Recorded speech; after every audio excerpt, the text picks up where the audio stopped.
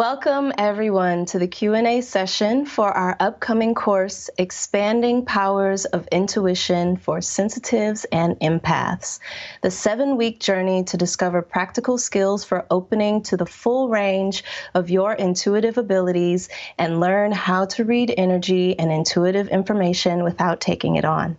This is Nadira Ade, and it is my honor to be hosting this hour-long Q&A call for the Shift Network, where we will explore the teachings of Wendy Rosa and address questions about her upcoming 7-week course, which begins Wednesday, April 17th.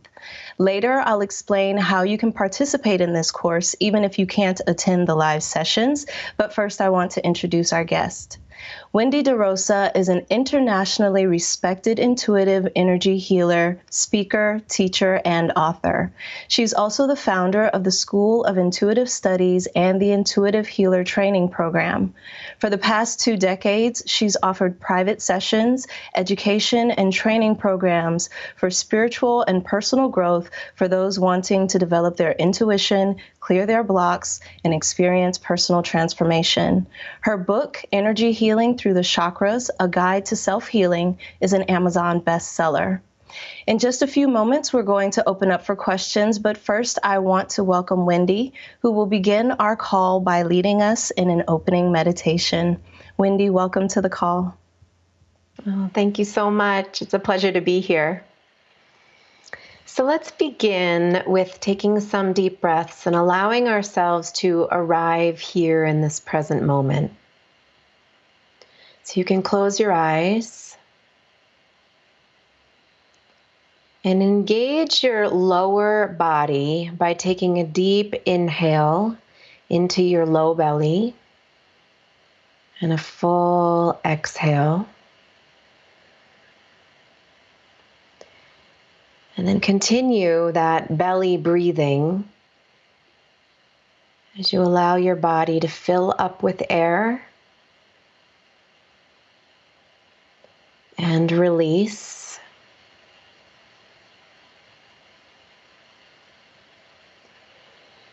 And we're going to call our energy into our body from anywhere else it might be wandering or anyone else it might be with.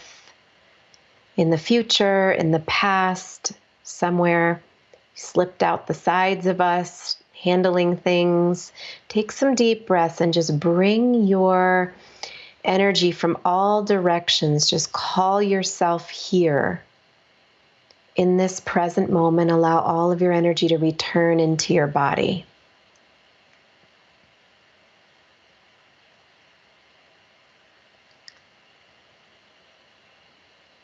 And then from your hips and your sit bones, your low belly and your low sacrum area, low spine, is the top of your grounding cord. And we'll just envision this beautiful grounding cord. It's a beam of light or a tree trunk.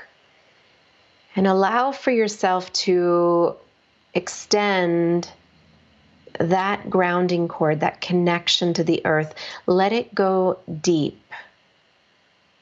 Deeper than the crust of the earth, deeper than what might sometimes appear as chaotic on the surface. Go deeper into stability, into ground,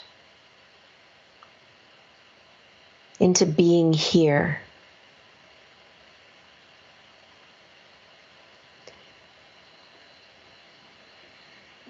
And as your grounding cord extends into the earth, it sprouts roots. And we'll invite your soul to take a deep seat in your body. Anchored at your tailbone. Feel your legs. When we extend the grounding cord, there's an activation of prana, of life force energy in the legs. The earth energy flows through the legs. So as your grounding cord and legs become more connected, maybe even weighted, we'll invite this rise from your tailbone, through your spine, through your central channel, through the center of your being, this beautiful pillar of light. Just envision or feel or sense this pillar of light in the body.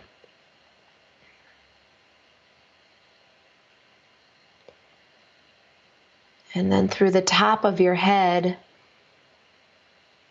like an open funnel of grace, will allow for you to be showered with light. That the light of the divine, of grace, flows in and starts to nourish that central channel and feeds light into your central channel. And that central channel feeds the meridians, the river system in your body. And so we'll let the light overflow down your arms, down your legs, through your meridians, letting your soul expand in your body.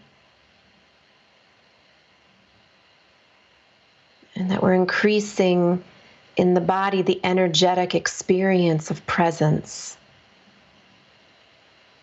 of your soul and your light being present in your body. And we'll allow that radiance to illuminate beyond your skin, in the front and in the back, all around you. As it goes beyond the skin, it illuminates your auric field, brightening the light all the way around your body.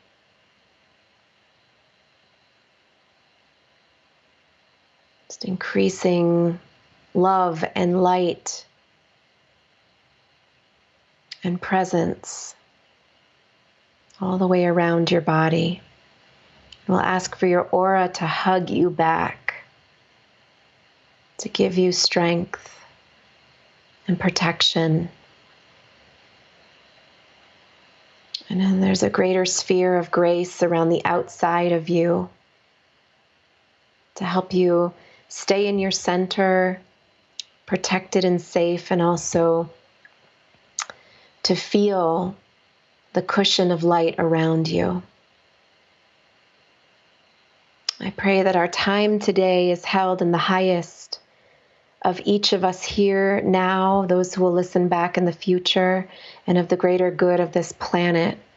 I pray for our hearts to be joined and connected in this process of deep healing, of questions around healing and the intuitive process. I pray for your growth, my growth, and the growth of all beings. Thank you, Divine. And may we all walk from the love and the light of who we are, and may we be guided by our own true hearts every step of the way. And thank you.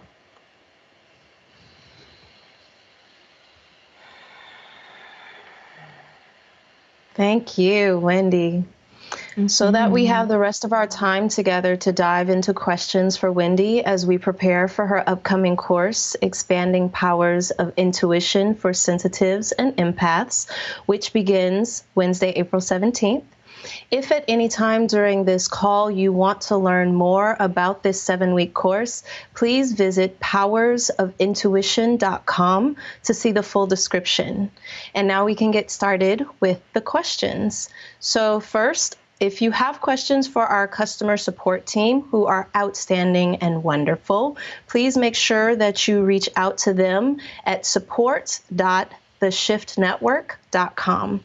If you have a question for Wendy and you are listening via Facebook, you can type your question in. If you're listening over the webcast, you can do the same. And we've got an abundance of wonderful questions, so we're going to get started and try to get as many of them offered as possible. This first question is from Michelle, who says, as an empath, I would like to stop feeling overwhelmed in public situations and also determine whose energy I'm picking up, mine or someone else's. Are there techniques I can utilize that will assist me, as well as any good techniques or ways for grounding?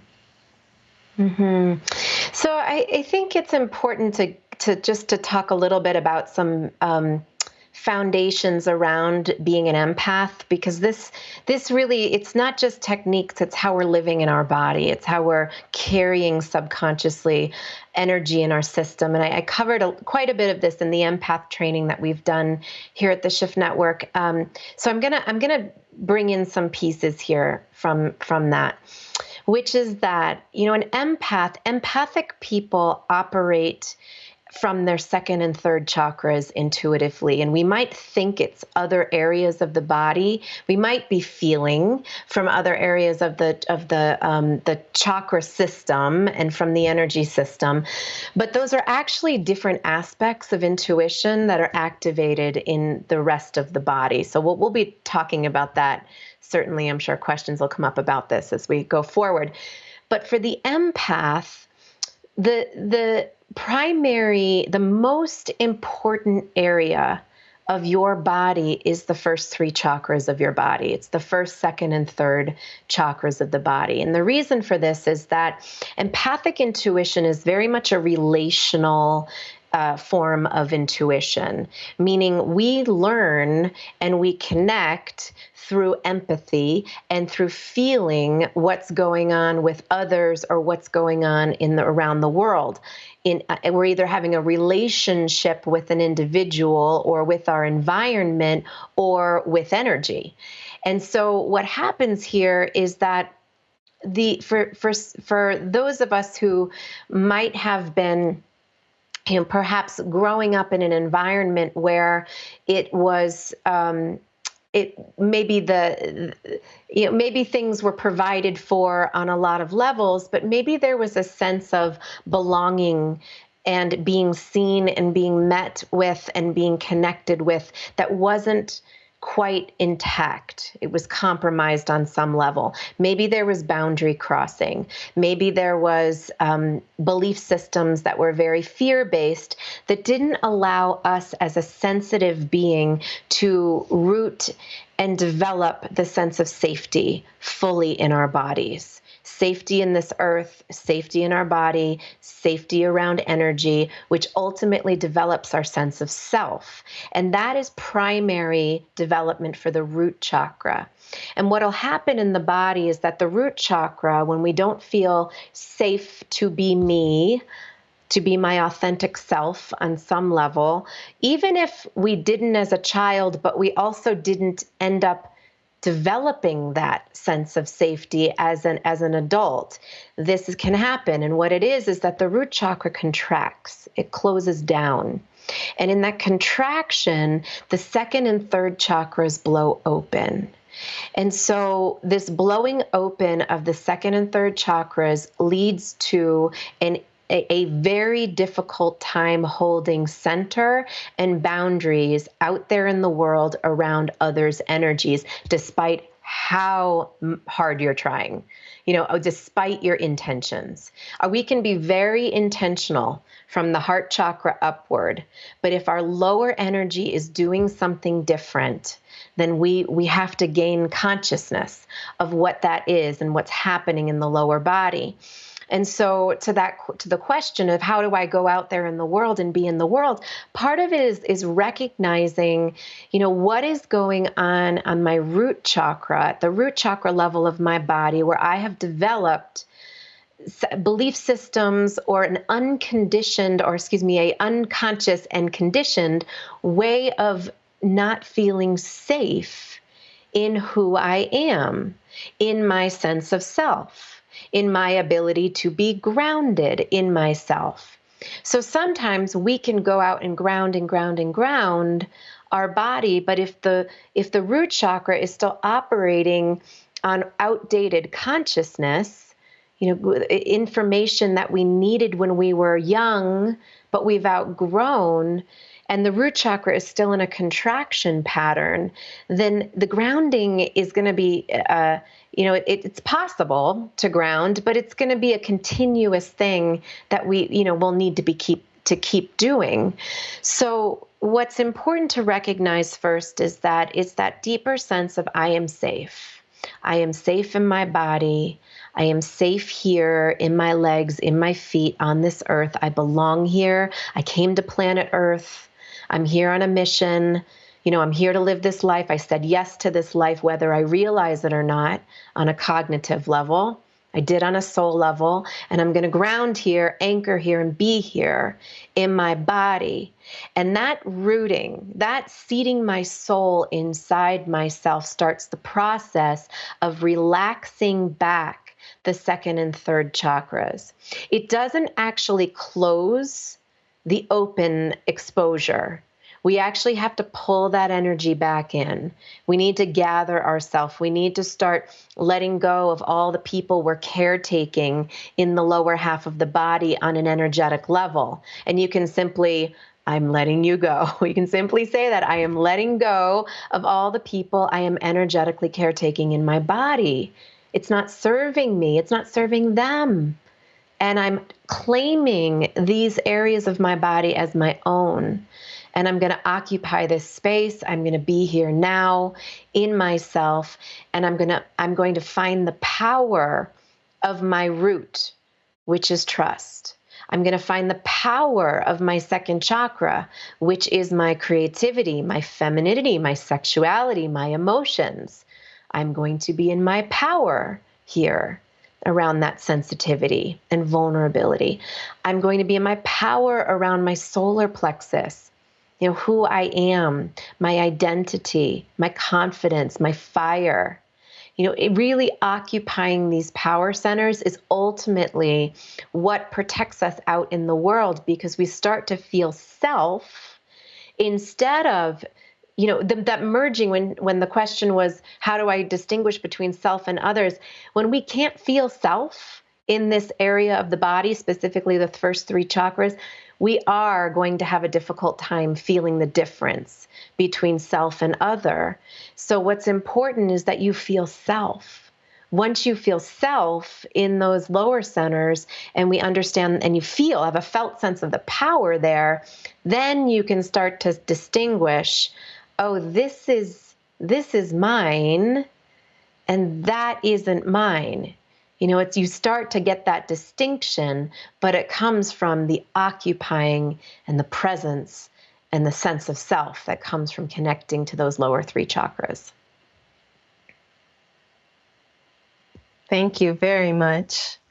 This next question is from Diana, who says, I've taken your advanced energy training for empaths course, which was wonderful.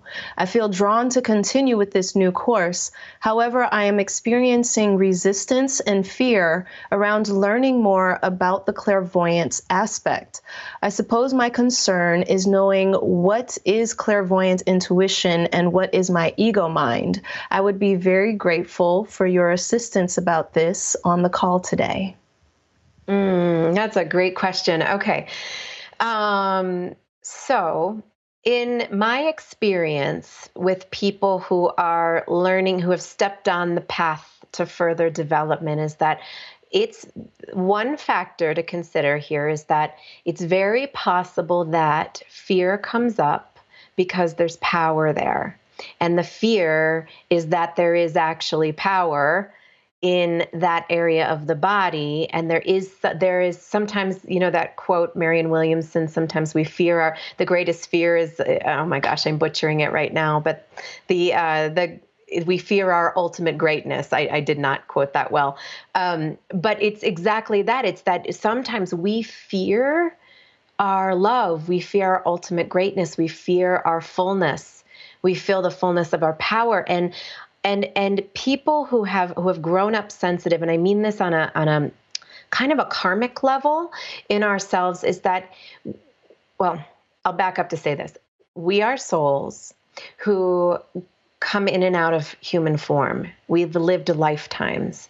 That's what makes the karma we're carrying karmic. We carry it through our lives. And what happens is that we might be carrying karmic wounds or soul wounds in lifetimes past where it wasn't safe for us to be in the intuitive areas of our body. It wasn't safe to be wise. It wasn't safe to see. It wasn't safe to speak or communicate or allow wisdom to come through. And there might have been some injury on some level to these areas of the body. And so it stirs this subconscious fear of, oh my goodness, if I go there, if I go to that place where once I may have been persecuted, that sounds extreme, but we all have lived, we've lived millenniums of lives. We've lived, we've been through history on a soul level. We carry that information. And so in some cases, that fear might be, I'm fearing my greatness, and I'm fearing the psychic or the karmic shaming of this intuitive ability and this a gift. And that's the wound. I'm fearing the wound that I need to clear in that area of the body. Any of that could be a factor. Now, in terms of clairvoyance, intuition, I think clairvoyance, there's a spectrum to clairvoyance. I think it gets lumped into, I'm a psychic. If I'm clairvoyant, I'm a psychic. I see things. I should see the future. I should know because psychically I should know things. And sometimes we do. Sometimes people hear information and it comes in on that psychic, visual, or higher knowing level. And that absolutely is an aspect of clairvoyance. However, clairvoyance is also really simply, it's the ability to perceive. It's the ability to have the higher vision or the higher picture or the higher knowing about anything about yourself, anything about, what's being presented to you. We never see what we're not really meant to see. The healing work, when it comes to intuitive work and healing, especially when working with others, we see what's meant to be seen. That our system shows us that, and another person's system shows us that. And so part of this might be that there's an awareness that you might already be activated in that area of the body in ways that maybe you're not associating as clairvoyance. Just being able to see a big picture, or be able to read between the lines, or be able to, see what's going on in a dynamic, a relationship dynamic. You have a higher knowing about something. Those are all aspects of clairvoyance.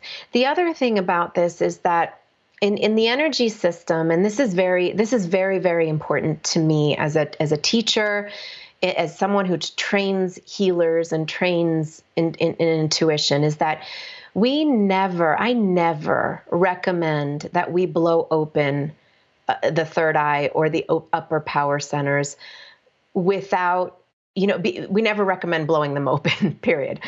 But I certainly don't hyper focus on the upper chakras until someone understands what it means to be in their body, what it means to be in the empathic aspect of their energy system, what it means to be in the root chakra and the second chakra and the third chakra. And the reason for this is that it's the third eye area of the body. It's where typically we can be very high functioning. I think more so on a collective level, I'm going to make a big generalization in saying this. This may not be true across the board, but this is my assessment in the field of what I'm coming across, which is that we're a little disconnected from our roots chakra as a culture, as a society, as people on the planet, because there's a lot to rock our roots right now on a trauma level, on a collective consciousness level, on a transformational level, on life transition level. There's a lot going on. We will, by default, our spirits will sit higher in our body just to survive. And so what can happen here is that the heart, the throat, and the third eye can actually over-accelerate anyway for people. Now, when it comes to intuitive seeing and visualizing, the more we work on our lower chakras, the more our upper chakras will naturally open up. This area, this third eye area, it's not about seeing out there and seeing the future. It's about seeing what's going on right down here in our lower body. It's about seeing self. It's about seeing, our own wounds and how we are in relation to the world. We see that on the path to opening up more so in the third eye, and the blindfolds over the third eye area of the body will eventually start to come off naturally. They dissolve when we're ready to see things that we need to be seen. When the ahas are meant to happen, they'll happen, but we don't need to blow it open. We don't need to go there too quickly. It's a very nurtured process of the more we work on the lower chakras and establishing intuitive sense in the body and what's happening in the energy system, then, that creates an anchor and an opening and a sense of safety for the sense of seeing to open up. So, and if it does, it may not even happen in, 2 weeks, 7 weeks, 9 weeks. It might take some time, but as long as you have the tools and the awareness of, okay, this is about me loving myself deep down into my body, creating safety, and eventually the veils will lift when it's appropriate. That's how the natural progression of clairvoyance opens. So I hope that addresses some of the questions and the concerns around that question. Thank you very much. This next question comes from someone, I don't have a name for them, but I think it's going to be a really rich one as well. It says, I know I've been an empath for a long time, but I'm now realizing that I sometimes receive messages in the form of dream. I have very vivid, detailed dreams, and I would like to know if there's something I can be doing to help these messages become clearer and more frequent. Yes. So people who process via dreams, that's what I'm calling it, have vivid dreams, might even be processing through dreams, it is an aspect of clairvoyant intuition. Sometimes it's when, it doesn't always have to be this way, but just sometimes if we are going through something, if we're in a healing process and perhaps emotions aren't necessarily, like our system just isn't processing on the emotional level, sometimes we will process in our sleep, in our dreams, in our subconscious state. So it's a way for our spirit and our subconscious to work out the energy for it's like one way of saying it. And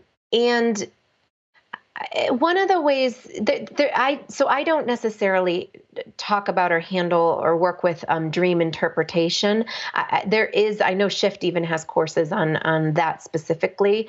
And there can be interpretations to some of the dreams and messages, and a lot to unfold around the story of the dream, but sometimes not. Sometimes it's a matter of, wow, I let my soul walk that path on a subconscious level to process something, and I have an awareness of feeling X, Y, and Z in that dream, and I was able to process those emotions, not in my waking state, but in my dream state. So what can be helpful is to write them down. And maybe you're already doing this, but write down in terms of processing. It's less about the story and more about what was coming up for me. What were the felt experiences I was having in that dream state? And what were those emotions that I touched in on? Was it fear? Was it regret? Was it anger? Or was it joy? Was it going into the nothing? What was the experience? And I don't know that there needs to be a rush or a hurry or even an intention that there needs to be more of them. I think there's just a trust of your body. trust of the natural way that your system is processing energy through dreams.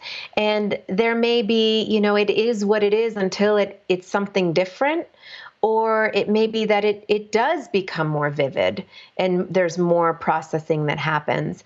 But I certainly would recommend writing them down and really making a felt connection. And partly the reason for that is that it's a clairvoyant sense. It's upper chakras, which means that when we're working in upper chakras, we want to counter by also grounding and coming back into lower chakras. Otherwise, we can go further and further into the dream state or the out of body experience and be very disconnected from the lower chakras. We can even go into romanticizing or fantasizing, and that takes us out of the present experience of being here. So it's just important to kind of anchor the process back into yourself and your body by writing it down and making a connection into what was processing for you in that dream state. So I hope that helps. Thank you very much. If you're just joining us, we are here with Wendy Rosa, learning about her upcoming course, Expanding Powers of Intuition for Sensitives and Empaths, which begins on Wednesday, April 17th. Please log on to powersofintuition.com for all of the details and to register. And this next question comes from Maria, who says, "Hello, Wendy. I love your programs. You explain things so well, and my inner self agrees with everything you present. Would you please explain in more detail how we merge with the energy of others, especially narcissists? How can they feel our fear? Hugs from Maria." Okay, so part of the question, going back to the first one that I mentioned about the lower chakras and embodying that area and having a felt sense of self so that we can distinguish between self and someone else's energy. So that part of that question applies to some of Maria's question here about how to basically how to not merge. There's actually a lot more around not merging, but as it comes to narcissism specifically, this question comes up a lot because there often is an empathic and narcissism relationship dynamic that's pretty common. And I'm going to say this, and it's this. Sometimes narcissism is not really narcissism. Sometimes narcissism may be on the clinical sense, that's the name for it. And sometimes we might consider some behaviors narcissism when in fact it's wounded masculine. And what I mean by wounded masculine is that the wounded masculine aspect of us, we all have feminine and masculine in us. So if I'll just use first person for an example here, if I had a wounded masculine aspect of me inside myself, I would be beating myself up. I would be shaming myself for having an emotion. I would be not listening to my intuition. I would be deflecting, pushing people away, and not letting anybody get close to my vulnerability or my sensitivity. And I would be valuing my own authority and my own safety and protection mechanisms around how to stay in a level of authority on some level. So it sounds like narcissism, right? It's also wounded masculine. It's wounded masculine it's a way that we have been connected. We've been collectively nurtured, and where the masculine has been, this is the role of the masculine that men and women have embodied inside ourselves. And the empath gets in relationship with the wounded masculine because the empath who's not in their power is operating, not always, but sometimes from wounded feminine. And wounded feminine is, I can't feel myself. I am not worthy. I can't take time for myself. I need to over caretake. I need to give. My role in this world is about taking care of others, not taking care of myself. There's no love for me. I don't trust myself, and I can go on and on. And in addition to that is the victim. I'm in a victim. There isn't enough power in my feminine. So these two get into relationship with each other. The wounded masculine and the wounded feminine get into relationship with each other, playing out a very old dynamic that we have seen in society for centuries. Now, the feminine is rising. The feminine is saying, no, I have a sense of self, and it's okay for me to be vulnerable and real and truthful about my emotions, and I'm worthy of a connected relationship, and, and on and on. It's okay for me to be myself and who I am. The masculine is also healing. There's more consciousness in the masculine, where the masculine is starting to see, oh, I need to love this other part of myself, this other part of my feminine nature, so that I can now start to feel the value of being vulnerable. I get more connection and more of what I want and need if I'm willing to say I'm sorry, or I'm willing to own my part. So these parts of us exist inside us, and then they also exist in relationship dynamics. So until the empath starts to gain feminine strength and power, because again, empathic nature, empathic intuition comes from the second and third chakras. Second chakra being your feminine power center. The more we're in our power, in our feminine energy, the more we start to develop boundaries out of sense of self and presence in the world, so that we're able to feel self in relation to what we might consider the narcissist or the wounded masculine.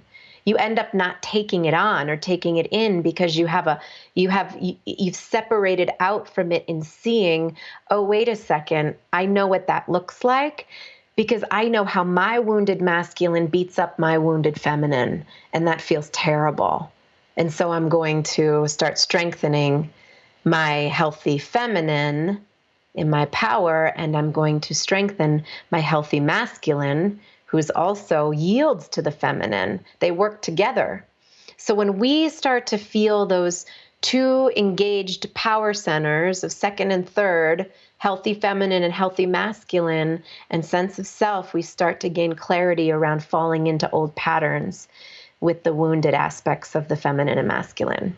So it's a long answer to your question, but hopefully that helps. Thank you very much. This next question is from Mona, who says, what would you say to someone who is brand new to all of this and is a little intimidated by the use of words like chakra, but is definitely an empath and curious about developing their intuition? Yeah. So I think here's what I would say is that, you're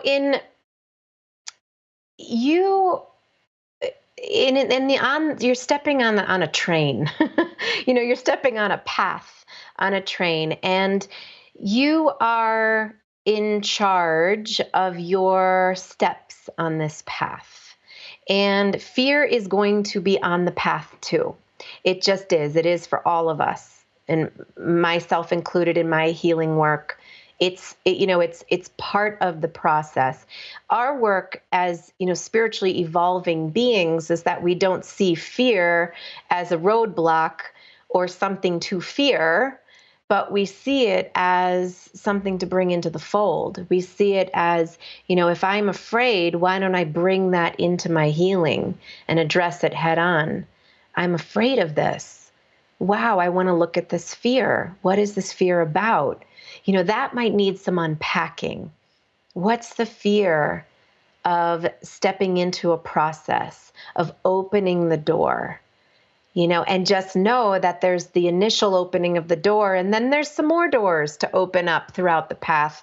And this is true in the path of success in general. We're always going to have hurdles and growing pains and growth spurts and fear we have to process along the way. So what I'd say is that, if you're here at the front of the train tracks and you're willing to take a step forward, and this amount of information you've heard feels like this is comfortable enough for me to take another step forward, then take another step forward and feel into that fear and see where you are with it. And it feels like, you know what, I think I have enough now to feel like I can take a few more steps. Then take those steps. And if it feels like, you know what, I think I need this before I need this, then that's what you need. I need to hear more information. I need to ask more questions. I need to find out more. My feeling about this is that the fear is going to stop us no matter, it'll stop us if we let it, really. I mean, do I have power over it, or does it have power over me? I mean, that's true for all of us with fear in any situation. So the question is, you feeling safe. Well, it's not a question. This is my statement. You feeling safe is important. What do you need to feel safe? That's what I would ask yourself. What do you need to feel safe? Because some part of you is drawing you to this work. So what do you need to feel safe in moving forward in it? And that's what I would leave you with, and breathing into and feeling for yourself. And hopefully this conversation around fear supports you as well. And I'd love to have you if you did join the program.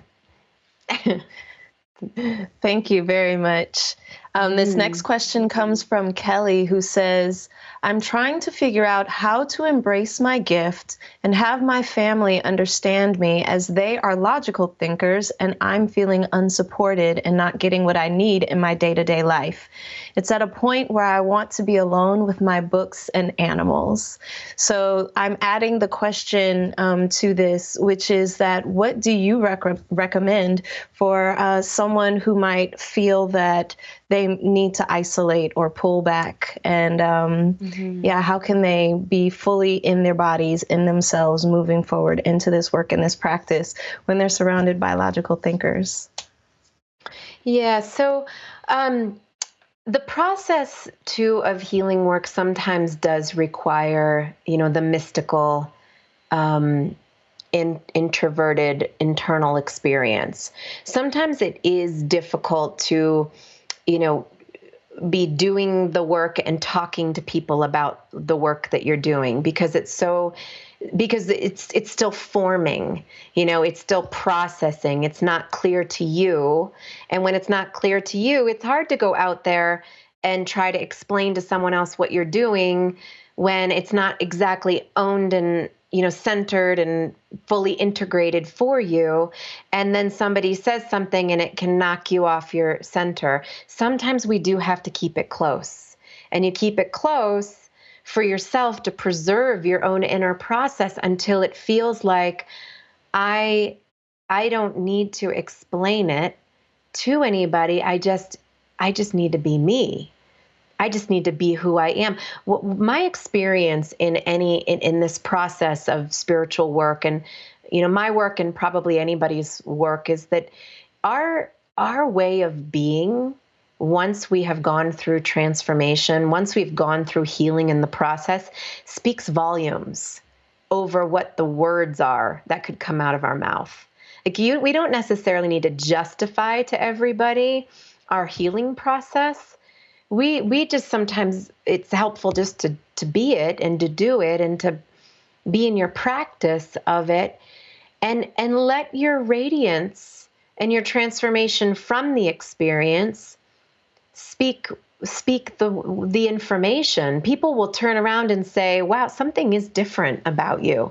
I can't put my finger on it, but you just look like you glow, or you're happy, or there's just a presence. There wouldn't be a word. Sometimes there's no words for it. So my recommendation is that it's okay to be with the books. It's okay to be with the animals. In some ways, what you're telling me is, I need to be in my mystical connection. Animals are mystical. They are. They have direct connection to the divine. They're sometimes more connected than we are. And, sometimes being in your books gives you that access, that connection to higher wisdom and facilitation and knowing. Be in that vertical channel. That's the introverted way. Horizontal is more extroverted. We need both. We need connection on the horizontal level and we need connection on the vertical level. Maybe it's time to just go into your vertical connection and be with your inner experience and let mom and dad and everybody else be in their experience. You might be going through it like an awkward stage of adjustment in that, where you've got to distinguish and define your boundaries for yourself, but that's okay. That's appropriate for this. So if you can have acceptance and love for what they are and their way, and have love and acceptance for yourself in your way and what you're needing right now. So hopefully that helps. Thank you very much. And just a reminder to everyone who is joining us that you can learn more about this course and register online at powersofintuition.com. And this next question is from Lucille, who would like to know how to stay grounded, present, and be able to block negative energy surrounding you in a difficult situation so that you may be the calm in the storm and restore positive energy and emotions. Yeah, so this is a great question. Some of which, like in terms of the question of staying calm and present in the storm, I'm going to refer back to, again, that first question I answered, which is really that grounding in your lower body and presence in your lower body. But here's what's interesting is that, amidst conflict, there is certainly dynamics that are playing out between, self and the other person when there is a conflict. And sometimes some of the ways that we can handle conflict is to be very clear when you're centered and present in your lower body, what's appropriate for you to engage with and what's really not. It's absolutely okay if you're staying connected to yourself and if conflict is like projected on you, meaning yelling and there's like anger and emotions being projected, you as an empathic being who's connected to their center has every right to say, I need to remove myself from this conversation right now. And I need to go, I will come back. We can connect when we can have a conversation, but you're angry and that's your anger. And I need to remove myself and take care of myself in that moment. So whatever that looks like, it can go out and, leave the room, go for a walk, or whatever that looks like to disconnect in that moment is perhaps appropriate in it. Some people like to bring angels right into the center of a conflict, like to call in divine grace and angels into that, into that dynamic between yourself and the other person, to help soften and dissipate the energy in it.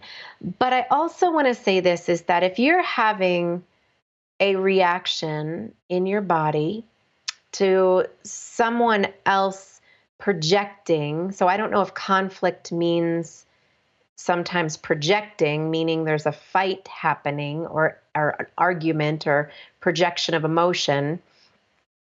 So if that's happening, it's okay for you to have a feeling about that.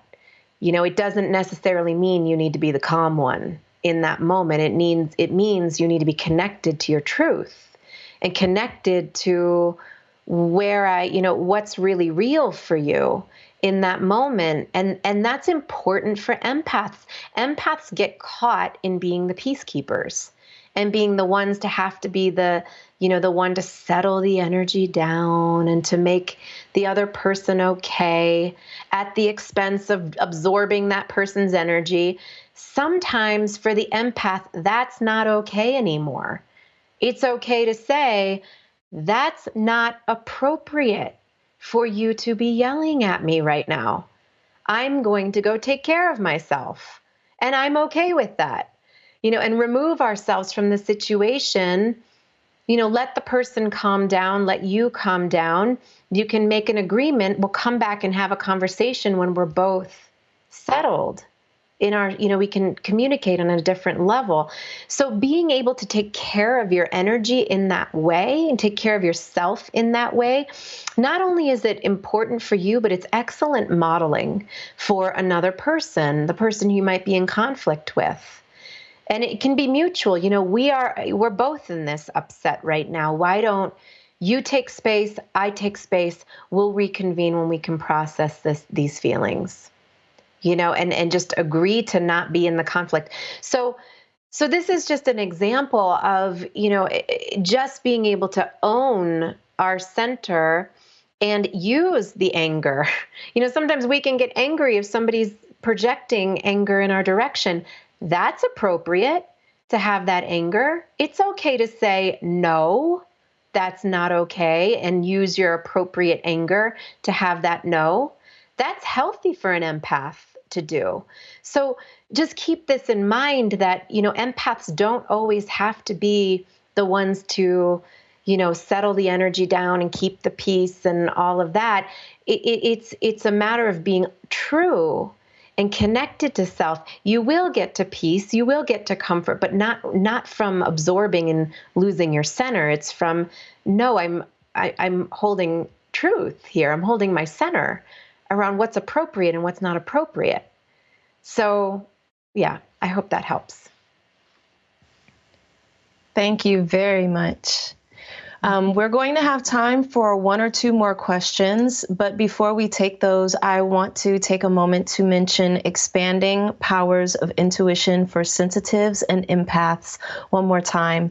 This is going to be a wonderfully impactful 7-week journey under Wendy's soul nourishing guidance, where we'll develop a complete understanding of the practices, tools, and principles needed to engage expanding powers of intuition with clarity and rigor and transformative power.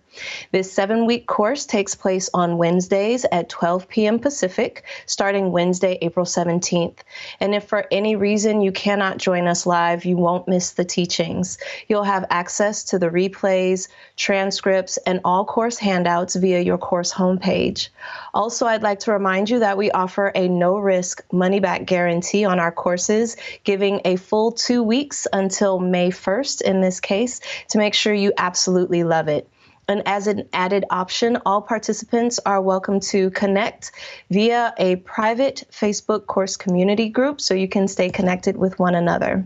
And everyone who registers for the course will receive the bonus collection, which includes clearing the energy of others from past and present to make room for your divine self, balancing faith and trust between the root and crown chakras.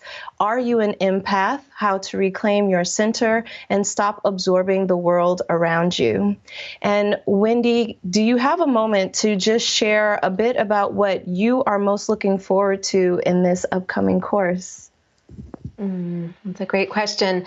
So I think this is what I'm looking forward to, and I think it's important, is really helping sensitives and empaths understand what is empathic and what are other aspects of intuition in their body. Because ultimately, an empath or a sensitive and intuitive being is going to have different aspects of intuition working in their energy system at any given time. And when we don't know that, when we don't know which power centers are operating from an intuitive place, it can be overwhelming. We can be absolutely symptomatic. And what's interesting is when, these intuitive powers connect to the chakras, and wherever you're intuitive, if you're a clairvoyant, for example, that's a healthy, strong power center for you.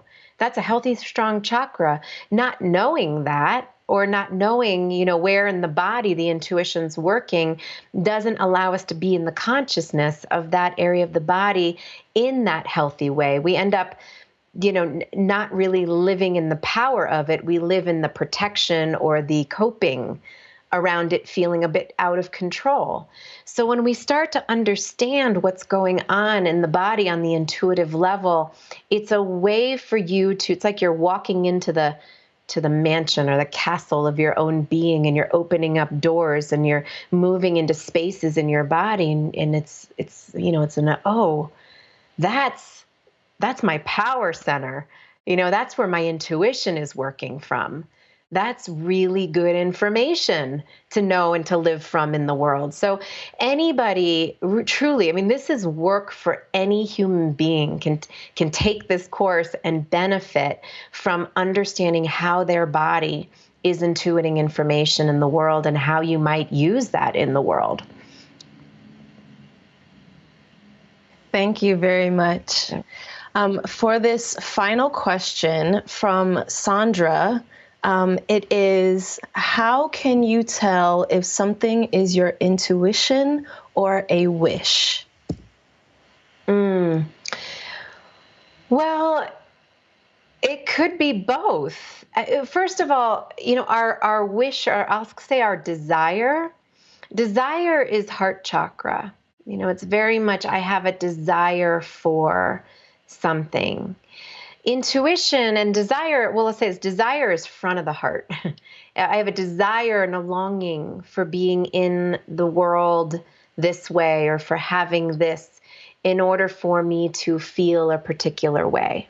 That's a natural aspect of the front side of the heart chakra. The back side of the heart chakra is calling. That's where we receive, when we allow the shower of grace to flow down and we receive that as a shower into our back of our heart. That's where we feel calling. So in terms of the difference, intuition would be the connection to the backside of the heart, in this case, around what am I called to, what's being asked of me, how am I showing up in the world, what's really being asked of me in the world. That's back of the heart. And then front of the heart is our desire for something, or for the manifestation of that. So what I would say is spend more time in the back of your heart. Lean back into your back body, the shower of grace through your back body. Lean into your back and start receiving from the divine light in to activate your soul and your light there, and start paying attention, intuiting or listening to that. That's what's going to help you feel more your intuition, as opposed to front body, which is a little more ego consciousness.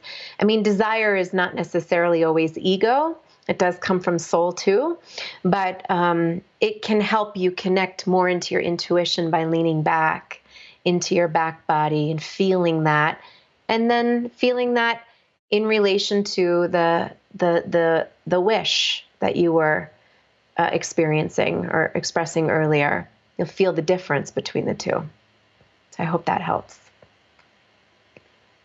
Thank you very much. This has been a beautiful hour with you, Wendy, and I want to thank everyone for being with us, and Wendy for sharing your wisdom with all of us on the call today. Expanding Powers of Intuition starts Wednesday, April 17th. And again, please visit powersofintuition.com to learn more or to register. Wendy, do you have any final words for our listeners today? Just that I really hope that this information was helpful. I hope it touched a place in you that felt like you were in need of some soul food and some teaching and information. And I would love to support you further in this course. So I look forward to seeing you in a couple of weeks. And I'd be honored to support you on this journey. Thank you so much. Thank you, Wendy. Mm-hmm. Thank you to everyone who joined us today. And on behalf of all of us at the Shift Network, I wish you well and look forward to having you on this course or on another one in the future. Take care.